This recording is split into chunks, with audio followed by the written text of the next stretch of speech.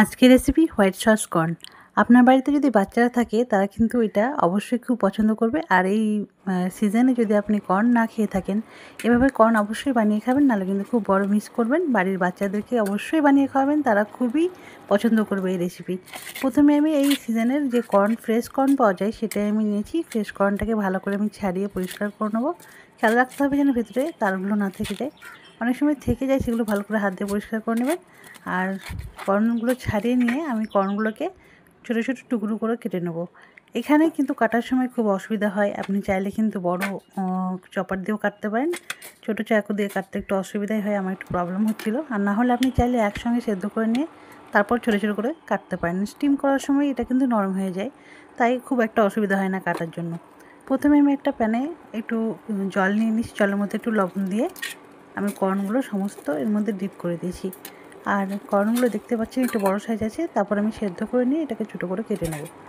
আমার মোটামুটি 15 থেকে 20 মিনিট স্টিম করার পর কর্নগুলো একদম সেদ্ধ হয়ে গেছে। দেখতে পাচ্ছেন খুব সুন্দর, আমরা বাজারে যেরকম কর্ন চাট খাই সেরকমই কিন্তু কালার চলে এসছে।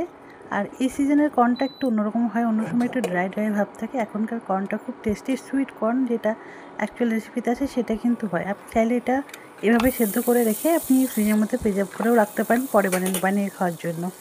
এরপর আমি একটা প্যান নিয়ে নিয়েছি, প্যানের মধ্যে বাটার আর তার সঙ্গে লঙ্কা কুচি। আমি যেহেতু এখানে বাচ্চাদেরকে দেবো তার জন্য আমি এখানে শুকনো লঙ্কা গুঁড়ো বা কর্নফ্লেক্স চিলি ফ্লেক্স নিয়ে নিই।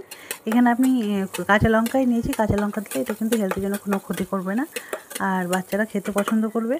এরপর আমি সামান্য একটু হিং দিয়েছি, আপনি চাইলে এটা নাও দিতে পারেন। অরিগানো দিয়েছি মোটামুটি 2 চামচ, আর তার সঙ্গে দিয়ে দিয়েছি মোটামুটি 2 চামচ পরিমাণে গার্লিক, যেটা আমি ছোটো ছোটো করে টুকরো করে নিয়েছি।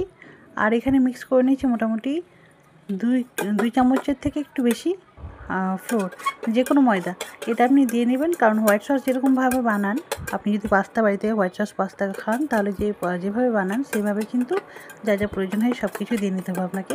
আর পরে যখন ফুটে যাবে তখন কিন্তু আপনি চিজটা দিয়ে দেবেন। আমি এখানে জল দিয়ে একটু ভালো করে মিক্স করে লাম্পসগুলোকে ভালো করে ছুটিয়ে নেবো। আমি যেহেতু এই ক্ষেত্রে পাউডার দুধ ইউজ করবো, সেই জন্য আমি এখানে লিকুইড দুধ দিইনি। আপনি চাইলে কিন্তু লিকুইড দুধ দিয়ে কিন্তু এটা পুরো প্রসেসটা করতে পারেন, তাতে কিন্তু স্বাদটাও কিন্তু খুব ভালো আসে। আমার এখানে আমার কাছে পাউডার মিল্কই ব্যবহার করবো বলে আমি এখানে জল দিয়েছি। এর মধ্যে সামান্য একটু লঙ্কা গুঁড়ো দিয়ে মিক্স করে ভালো করে নেড়ে চেড়ে লাম্পসগুলো একদম সুন্দর করে মিলিয়ে নেবো। এর মধ্যে আমি একটু সামান্য টেস্টিং সল্ট আর